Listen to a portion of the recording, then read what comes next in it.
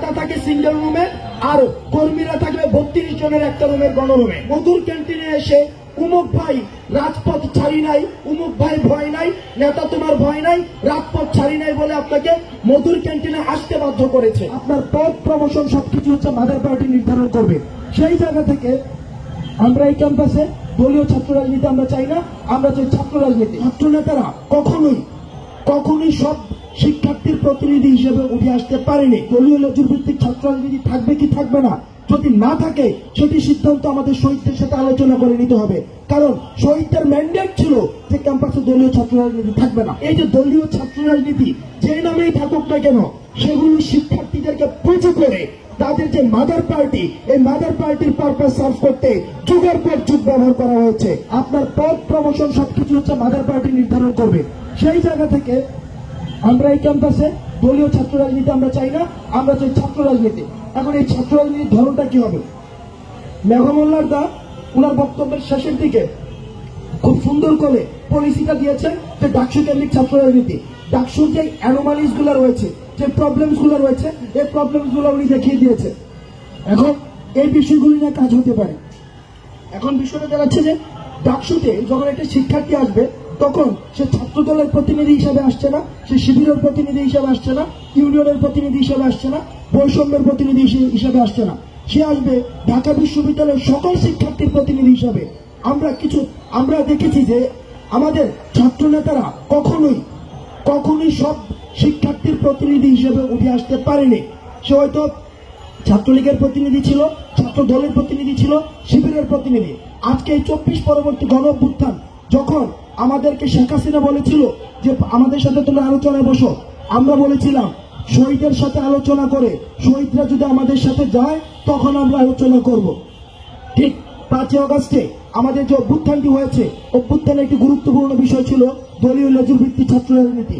এই দলীয় লেজুর ভিত্তিক ছাত্র রাজনীতি থাকবে কি থাকবে না, যদি না থাকে সেটি সিদ্ধান্ত আমাদের শহীদদের সাথে আলোচনা করে নিতে হবে। কারণ শহীদদের ম্যান্ডেট ছিল যে ক্যাম্পাসে দলীয় ছাত্র রাজনীতি থাকবে না। এখন এই জায়গাতে যদি ডাকসুটা নিয়মিত চালু করা যায়, যে ক্ষেত্রে যে সুবিধাটি হবে, আপনি যদি শিক্ষার্থীদের জন্য কাজ করেন, এখন শিক্ষার্থী যদি আপনি শিক্ষার্থীদের জন্য কাজ না করেন, আগামী বছর আপনাকে ভোট দিবে না, আগামী বছর আপনি শিক্ষার্থীদের প্রতিনিধিত্ব হতে পারবেন না। সিম্পল।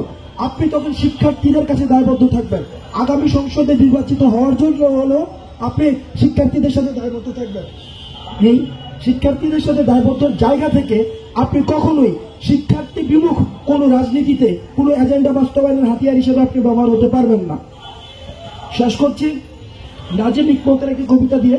নাজিম ইকবাল বলেছিল যে আমাদের এই 20 শতাব্দীতে সুখের আয়ু হচ্ছে 1 বছর। আমরা এই 5 আগস্ট পরবর্তী সময়ে 4 মাস মাত্র গিয়েছে। আমরা শহীদের রক্তের উপরে দাঁড়িয়ে আছি।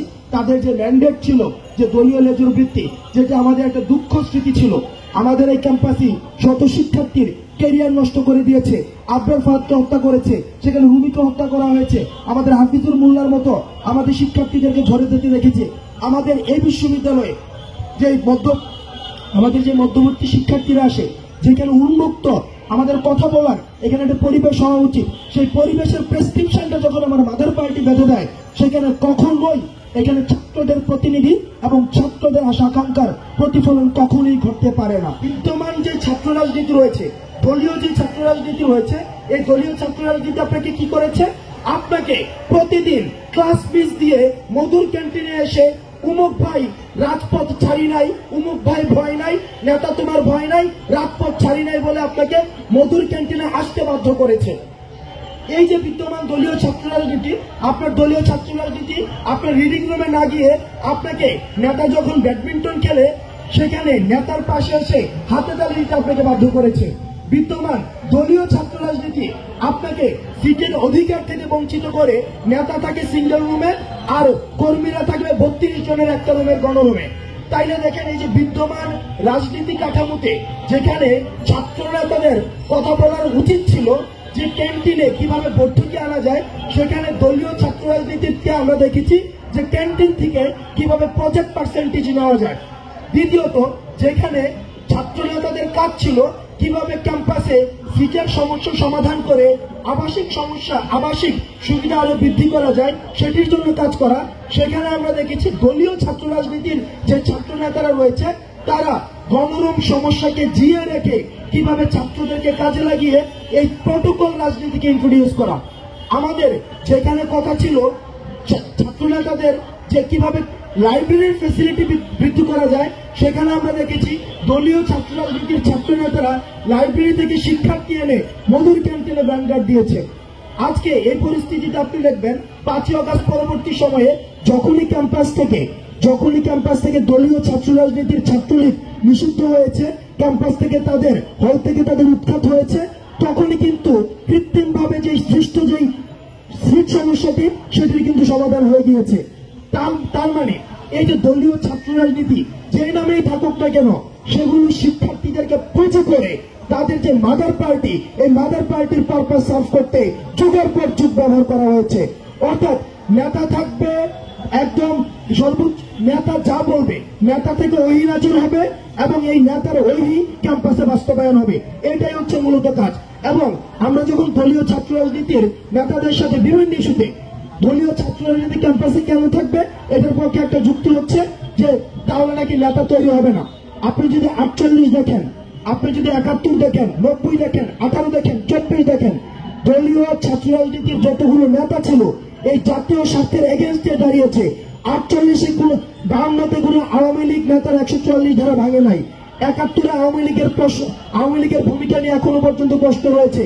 18তে নিরাপদ সড়ক আন্দোলনে আমরা ছাত্রলীগের ভূমিকা দেখেছি। আমরা কোটা সংস্কার আন্দোলনে দলীয় ছাত্র রাজনীতির ভূমিকা দেখেছি। 24-এর আজকে যে গণ অভ্যুত্থানটি হয়েছে সেটি কিন্তু দলীয় ছাত্র রাজনীতির যে ব্যানারে, সেই ব্যানারে যখনই যতগুলো আন্দোলন হয়েছে সেগুলি কিন্তু সফলতার মুখ দেখেনি।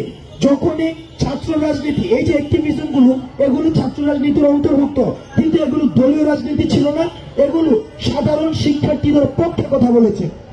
আজকে দেখেন আমাদের এই জায়গায় দলীয় ছাত্র রাজনীতির আরো কিছু প্রবলেম রয়েছে। 1 নম্বর প্রবলেম হচ্ছে রিক্রুটমেন্ট পলিসি।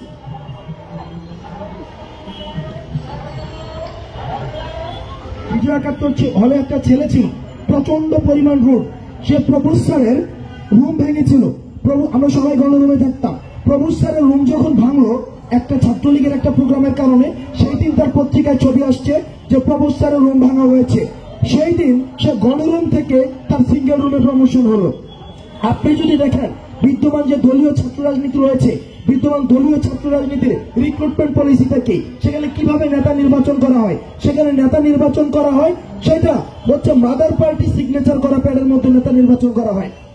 আপনার যখন প্রমোশনের জন্য, বড় পোস্টের জন্য আপনি মাদার পার্টির মুখোমুখি হবেন, তখন মাদার পার্টির এজেন্ডা ছাড়া আপনি ক্যাম্পাসে কখনোই ছাত্রদের জন্য নিরপেক্ষভাবে কাজ করতে পারবেন না।